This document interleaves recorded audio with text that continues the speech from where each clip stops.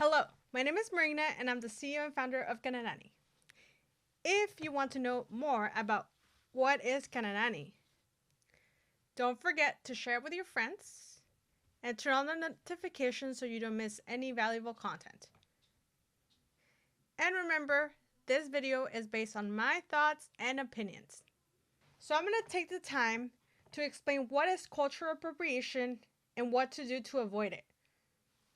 It is a complicated topic, and this is why I felt like it was important to have this video.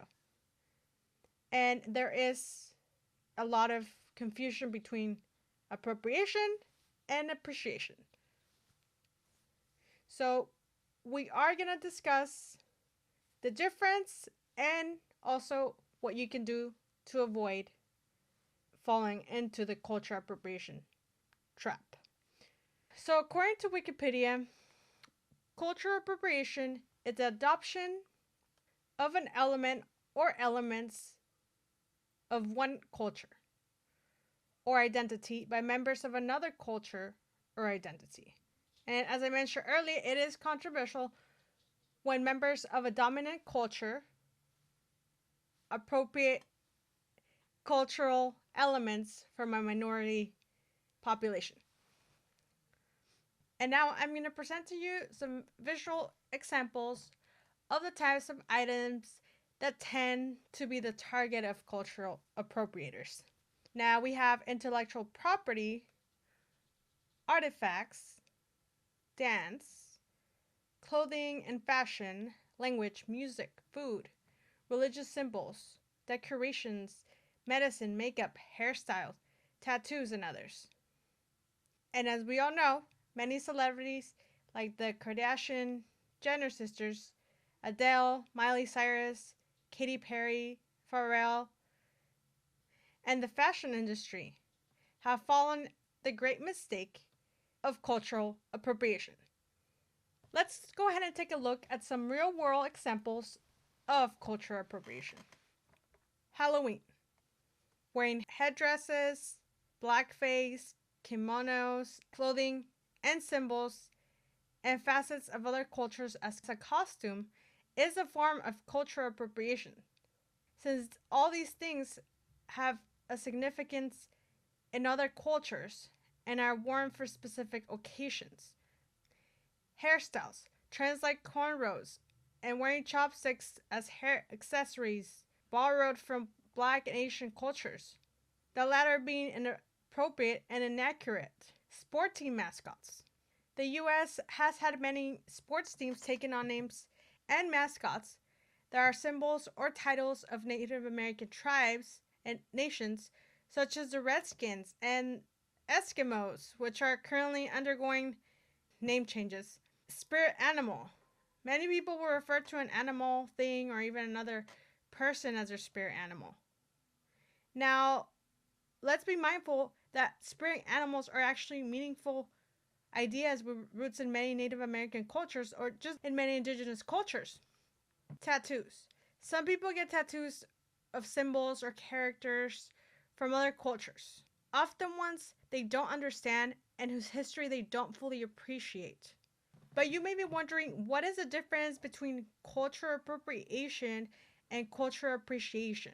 Well, cultural appreciation is a little tricky to define, as it is probably something that happens when sparked by curiosity or in response to a specific experience. Appreciation is to learn more about a culture so you can better understand it. My definition of cultural appropriation, unrelated to the Wikipedia definition, is when, or as we mentioned earlier, cultural appropriation is when the majority or the dominant culture appropriates symbols, cultural items, any part of minority culture. Appropriation happens when people grab something from another culture without acknowledging the culture that it comes from and without acknowledging the living people.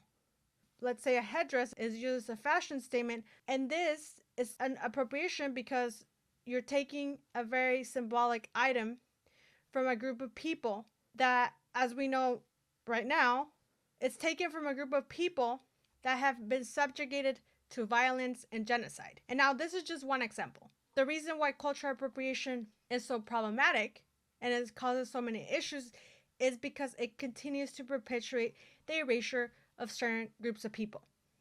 Now, moving to cultural appreciation is when you want to learn about the culture so you can better understand it. The key to practicing cultural appreciation is that you understand the people that are here now, not what you see at the museums, not what you think in your head or what Disney show you, but the actual people, and listening to their stories and their culture and their traditions, and really understanding them as people. And if you feel inspired by the richness of some of the many indigenous cultures or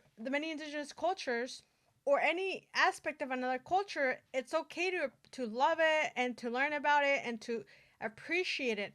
But that does not give you entitlement to take something from that culture and create your own vision with it. It's okay to support BIPOC artists, to pay for their artwork, the things that they're selling. That is how you appreciate a culture, by appreciating the people that are here right now. And if you can't financially support them, then you can do that by learning and by trying to, perhaps in a very respectful way, being able to learn something that will benefit you without you having to steal something from another culture. And some would say that there is a fine line between appreciation and appropriation. There are a few things that you can do to appreciate a culture in a respectful manner. Number one, you can give more than just credit. And here's where celebrities and brands alike often go wrong. Maybe they do so as a form of honor and celebration, yet referencing someone else's culture isn't enough. You need to go beyond giving credit to a culture and instead involve them. Include people from that culture, ask them questions, and share their stories and experiences. Uplift their voices. Number two, don't borrow what you don't understand. A good rule is to honor cultures you understand in depth, that you've taken serious time to learn about them. And I'm not talking about taking a trip for 1 week. That is not becoming part of a culture or learning about it. If you don't know culture, you're far more likely to fall into cultural appropriation. Educate yourself, and you can do this by learning about the history of where you live. Think about the people that were there before you, the indigenous people. Who are they? Are they still around? What issues are they facing? Once you educate yourself about other cultures and where they came from, it's much more easier to practice authentic care and interests of others or in others. In what other ways can you appreciate a culture? I want to hear your thoughts. Leave your comments, and don't forget to share this video with your friends. Give it a thumbs up, and I'll see you next time.